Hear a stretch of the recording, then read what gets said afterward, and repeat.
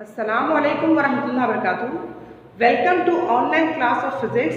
This is lecture number 6 from chapter number 19, and today we are starting the numericals of this chapter, that is nuclear physics. So the first question which we are going to do today is question 9.2, and it says the mass carbon nucleus is found to be 1.64 into 10 raised to power minus 27 kg less than its constituents. Calculate the energy released.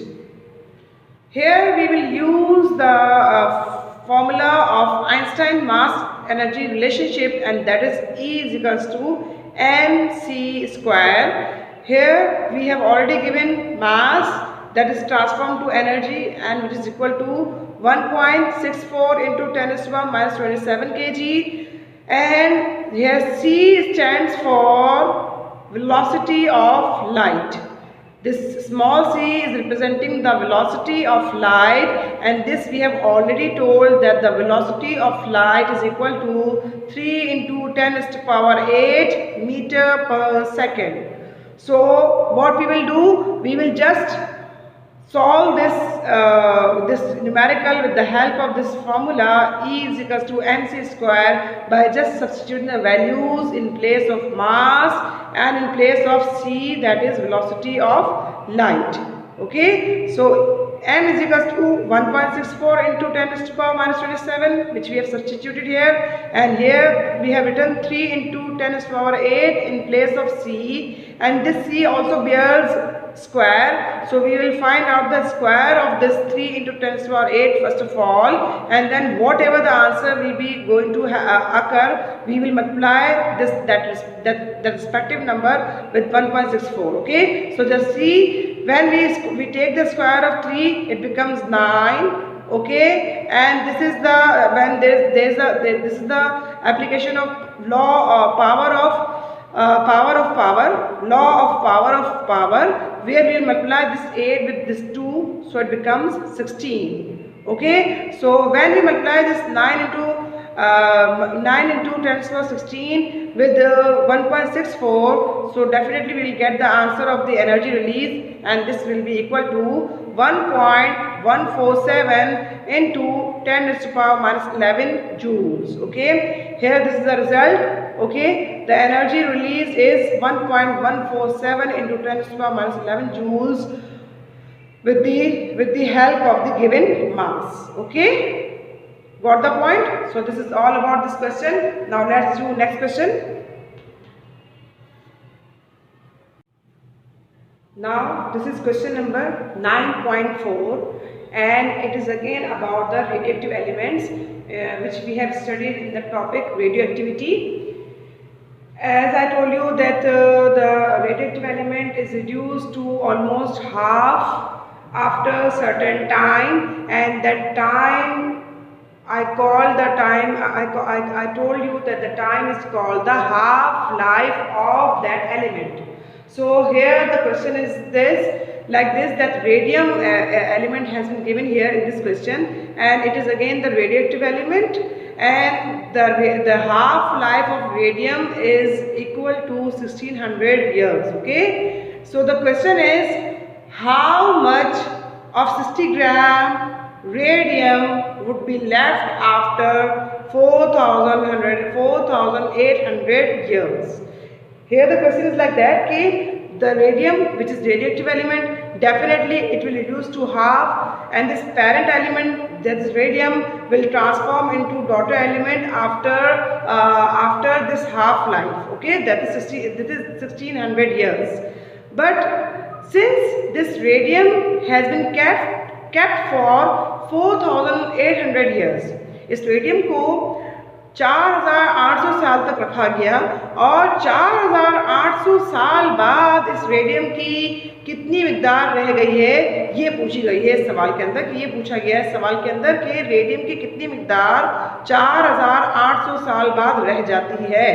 ठीक है ना, जबकि अगर कि 60 ग्राम का radio active element पड़ा हुआ है रेडियम का, तो 4800 साल बाद रेडियम की कितनी मिकदार रह जाएगी, ये 60 ग्राम रिड्यूस होकर कितना हो जाएगा, क्योंकि जो रिड्यूस होगा वो क्या हो जाएगा, वो in the form of radiations emit हो जाएगा, और रेडिएशंस की फॉर्म में जब एमिट हो जाएगा इसका मतलब ये हो गया, जो इसका मतलब ये हो गया कि मास जो है वो एनर्जी बनकर रिलीज हो जाएगा, सही है ना। अब जो पीछे मास बचेगा आफ्टर 4800 ईयर्स वो मालूम किया जा रहा है इस क्वेश्चन के अंदर, ठीक है।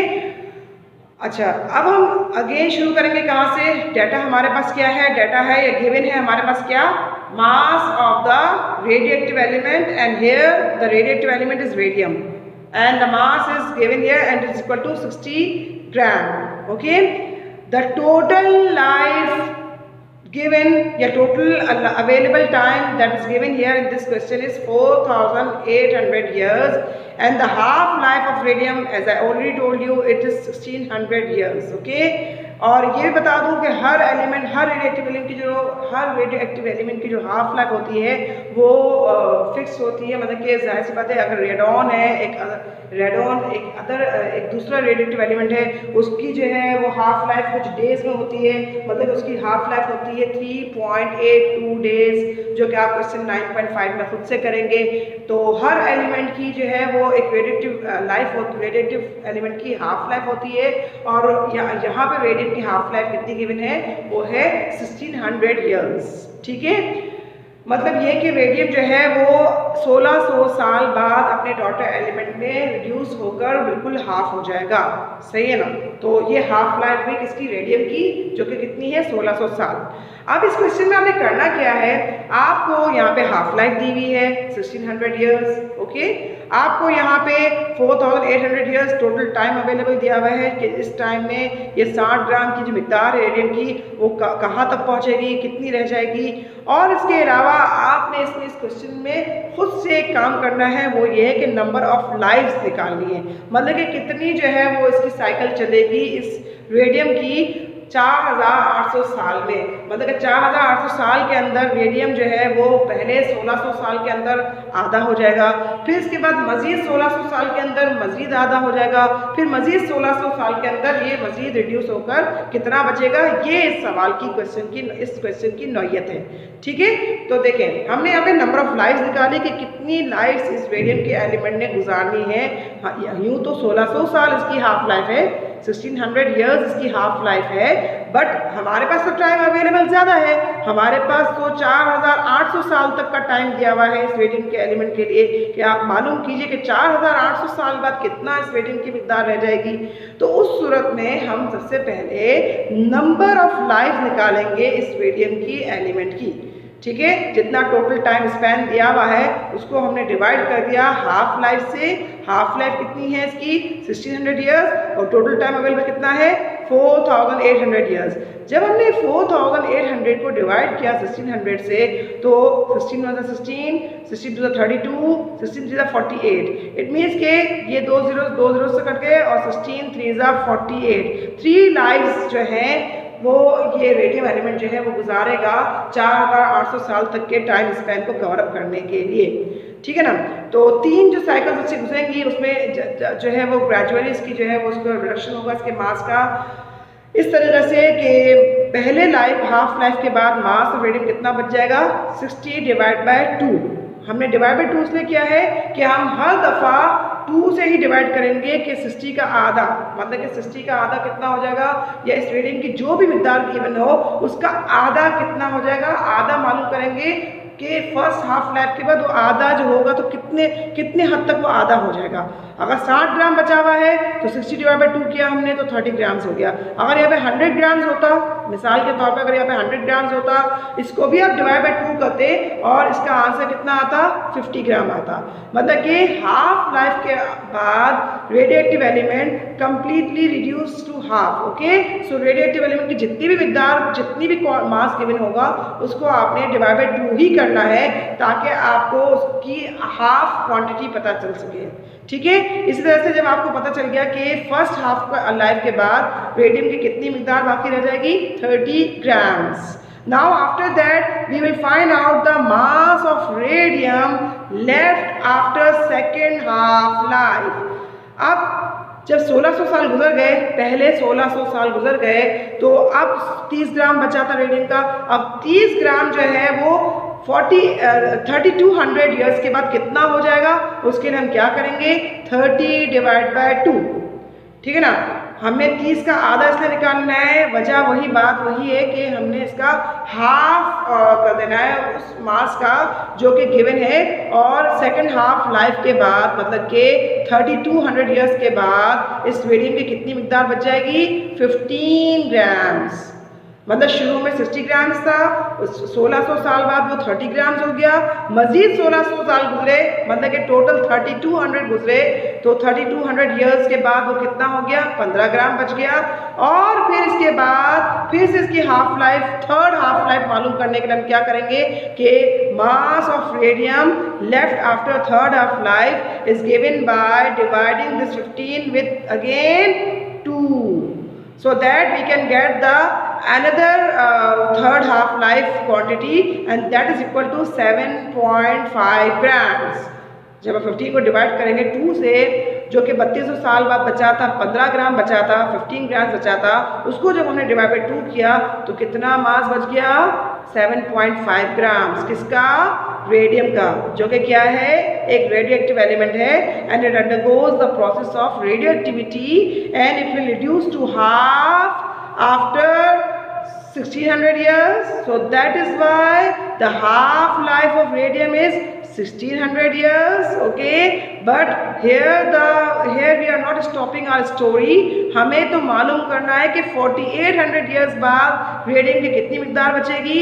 So that's why first of all we find out the number of lives which this 60 gram of radium pass across, और वो है 3 जिंदगियां, 3 lives, and then after that we will calculate the mass left after each and every life, that is the mass of radium left after first half life is 60 divided by 2, it becomes 30 grams, then mass of radium left after second half life is 30 divided by 2, that is 15 gram, and then mass of radium left after third half life, that is 15 divided by 2, and it becomes 7.5 gram.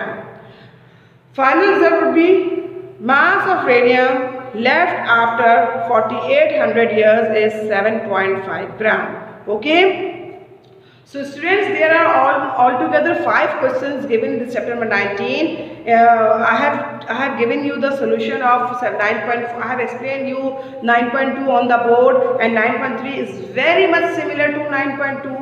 Okay, and then I have explained you 9.4, and the 9.5 is very much similar to 9.4. It means that मैंने एक question करवा दिया आपको, 9.2 करवाया है, 9.3 बिल्कुल 9.2 की तरह है, 9.4 करवा दिया आपको बोर्ड पे, जो कि जिससे बिल्कुल मिलता जुलता है 9.5। तो आपका होमवर्क होगा आज का, you have to do the numericals of chapter number 19 in your registers. Okay, so that's all for the class today. Yes, one more thing, in question 9.1 there is nothing, it is very much similar to what you have done in your previous class of chemistry, that is आपको mass number अगर given होता है और number of electron या proton आपको given हो, तो आप उसकी मदद से क्या निकाल सकते हैं।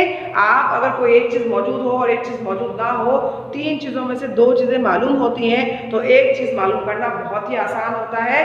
तो मैं उम्मीद करती हूँ कि इंशाल्लाह 9.1 आप खुद से कर लेंगे, और उसमें भी वो क्वेश्चन ऐसा है जो आप अपनी केमिस्ट्री की क्लास में कर चुके हुए हैं। उस क्वेश्चन का मामला ये है कि उसके अंदर आपसे जो पूछा गया है ना, वो पूछा गया है आपसे नंबर ऑफ, क्या पूछा गया है, क्वेश्चन ही पढ़ देती हूँ आपके लिए। उसमें आपके क्वेश्चन है find the charge number if its mass number 16, और न्यूक्लियस ऑफ नाइट्रोजन उसमें गिवन है, न्यूट्रॉन ऑफ नाइट्रोजन उसमें गिवन है, वो है 9 न्यूट्रॉन्स, ठीक है ना।